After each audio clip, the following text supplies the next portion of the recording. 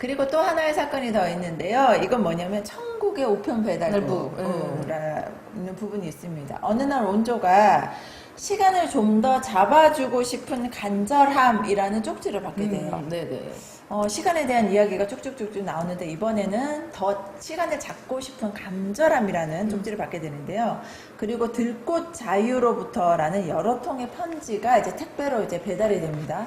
그 편지에는요, 이렇게 번호가 이렇게 매겨져 있고요.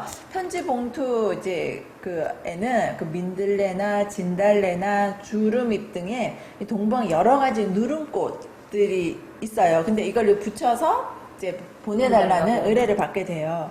한 달에 2번 작은 도서관 앞에 우편함이 있는데 그 우편함에 편지를 배달해 달라는 이야기였어요. 그쵸? 근데 온전히 그 곳까지 편지를 이렇게 배달하려면 여러 번 차를 바꿔 타야 하기도 하고, 사실 교통비 빼면 사실 남는 것도 없는 이 의뢰 사건이었어요. 근데 간절함이라는 이 단어가 온조를 이제 움직이게 하는 거예요. 그만큼 이 아빠의 일로 이제 간절함을 알기 때문에 그런 것 같아요. 그래서 자기 돈을 보태면서까지 이렇게 편지를 계속 이렇게 전달을 합니다. 근데 이 슬프게도 이 사건을 의뢰한 들꽃 자유가 이 하늘나라로 간 유치원 아이들의 선생님이라는 것을 나중에 알게 돼요. 그래서 그 아이들에게 선생님이 계속 편지를 보내는 형식으로 해서 온조에게 이 사건을 의뢰한 거였죠. 네, 그래서 온조가 천국의 우편 배달부가 된 거예요. 네. 그리고 이제 첫 번째 의뢰였던 PMP 사건이 완전히 해결이 된 것이 아니었어요. 또 사건이 네. 이제 PMP를 훔친 친구가 자살하겠다는 문자를 정의원에게 보낸 거예요. 그날이 근데 하필이면 이제 온조가 정의원하고 홍단주를 연결해주고 싶어서 같이 이제 영화를 보기로 한 날입니다. 그래서 이제 정의원이 온조에게 문자 메시지를 보내요. 하늘정원 아파트 옥상으로 급히 와주길. 지난번 작물 사건 도움이 필요함. 내 곁에라고 이렇게 문자 메시지를 보내요. 이날 그래서 이제 온조가 정의원이 내 곁에라는 것을 알게 되죠. 그동안은 심증만 가지고 있었거든요. 확실하게. 이제 확실하게 알게 되는 거죠. 그때 만나게 되면서. 네. 그런데 온조와 정의연이 아파트 옥상으로 올라갔지만 그 문자를 보낸 친구, 자살한 친구가 보이지 않아요. 그렇죠? 그리고 그 친구는 학교를 계속 이제 일주일째 오지 않게 되는 거죠. 그래서 학교가 이제 발칵 뒤집히게 된 거예요. 그런데 어느 날 이제 열흘 만에 그 친구로부터 이제 한편 엽서가 오게 됩니다. 그러면서 이 아이가 죽지 않고 살아있다라는 것만으로도 이 학교에서는 다행이다라는 이야기, 안도의 한숨을 쉬게 됩니다. 그리고 그러다가 또 학교로 이제 미안하다는 쪽지가 붙은 이제 전자수첩이 이제 택배 상자를 통해서 이제 배달이 되게 돼 있죠. 되게 되는데 2학년 7반에서 PMP 도난 사건 이후에 또 한 번의 이제 도난 사건이 있었는데 그게 바로 전자수첩이었는 거죠. 그렇죠?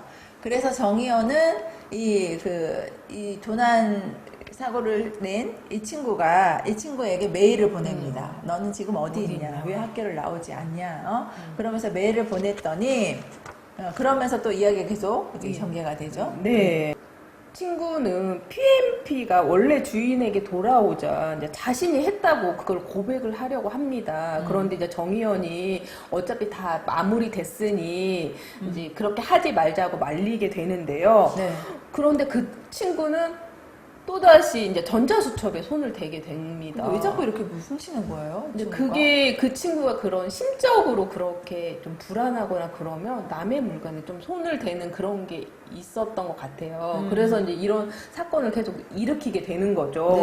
그래서 자신의 한 행동들에다가 이제 이 친구가 환멸을 좀 느끼게 돼서 자살을 결심을 하게 됩니다. 자꾸 훔치니까. 자신이 이제 왜 이렇게 될까봐 그런 거를 생각을 하게 되는데, 그래서 그 친구는 상자 하나를 들고 자살을 하려고 아파트 옥상으로 올라가게 돼요. 그래서 그 상자에 있는 물건들을 다 태우고 이제 자살을 하려고 결심을 하는데, 첫 번째 물건이 초등학교 때부터 계속 갖고 있었던 뭐 다 터진 곰돌이 푸 인형이었고요. 그리고 그리고 그 다음에는 상자 속에 정희연이 그 친구에게 보낸 짤막한 편지들이 여러 장이 있었어요. 근데 그 편지들을 하나씩 태우면서 그 네. 편지 내용들이 너무 정말 괜찮아요. 제가 읽어드릴게요. 네. 앞으로 우리가 살 수 있는 날은 3만 일도 채 되지 않는다. 이런 쪽지도 있었고, 삶 전체를 24시간으로 본다면 우린 지금 몇 시쯤 됐을까? 새벽 5시? 이런 쪽지도 있고요.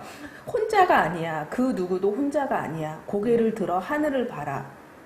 거기 하늘만은 너와 함께 있다. 이런 편지도 보내게 되고, 희망은 도처에 널려 있어. 발길에 차이는 희망, 그것은 기꺼이 허리 숙여 죽는 자의 것이다. 네. 그리고 내 절정은 지금이 아니다. 앞으로 다가올 시간들의 너의 절정이다. 이런 짤막한 편지를 친구에게 계속 정희연이 보냈던 거예요. 네. 이걸 다 태우게 되죠. 네. 근데 이 쪽지를 태우면서 정말 정희연의 우정을 이 친구가 이제 마음속으로 이제 느끼게 되는 거죠, 그렇죠? 그러면서 친구가 이렇게 죽기는 억울하다라는 생각이 들고요. 정말 내가 이제 24시간 중에 새벽 5시밖에 안 됐는데, 예. 그리고 또 아직 아침을 맞이한 것도 아니고, 난 맛있는 점심을 먹은 것도 아니야. 그죠, 아직 어리니까. 그래, 멋있는 저녁에 노을을 본 것도 아니야. 이러면서 이제 막 자기 스스로의 모습을 깨닫게 되는 거죠. 그러면서 정희연이 말한 그죠. 발길의 차이는 그 희망을 한번 주워보고 싶다. 정말 이런 희망이 있을까라는 생각을 하게 되고요. 용기를 내게 됩니다. 그쵸. 예. 그래서 부모님의 강압으로부터 자유롭고 싶은 용기, 또한 내가 나를 정면으로 바라볼 수 있는 용기, 그리고 나에게 가장 나다울 수 있는 용기를 지금까지 내가 주지 않았다는 사실을 알게 되는 거잖아요. 그리고 이제 용기를 내서 떠나게 되는 거죠. 그러면서 계속 땅끝까지 걷고 걸어서 네. 지리산까지 가게 됩니다. 네. 네. 그래서 그렇게 친구는 힘들게 보냈지만 혼자 걸으면서 비로소 자신을 이제 더 자기 자신을 보게 됩니다. 네. 그리고 정희연과 함께 꼭 가고 싶은 곳이 있다고 이야기를 해요. 네. 메일을 보내게 되죠. 네. 그래서 정희연은 온주하고 난주와 함께 그 바람의 언덕, 그 친구를 만나기 위해서 바람의 언덕으로 갑니다. 네. 정말 많은 이야기들이 있어서 참 많은 생각을 하게 하는 책인데요. 네. 근데 사실은 이런 느낌을 여러분들에게 다 전달해주고 내용을 싶은데 시간상 그렇게 할 수도 없고 여러분들이 정말 한번 읽어보시는 게 제일 좋은 방법인 것 같아요. 네. 이 책이 학교에서 윤독 도서로 지정된 이유가 있는 것 같아요. 시간을 파는 상점이잖아요. 그쵸. 시간에 대한 다양한 관점들이 있어요. 너무 많은 시간. 그쵸. 그 다음에 너무 빨리 흘러가는 시간. 그리고 누군가에게는 간절히 잡고 싶은 시간.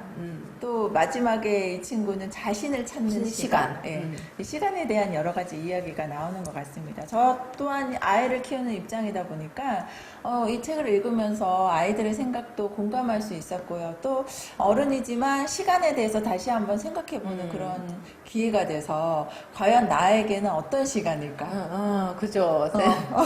또 한번 생각해보는 그런 시간이었습니다. 네.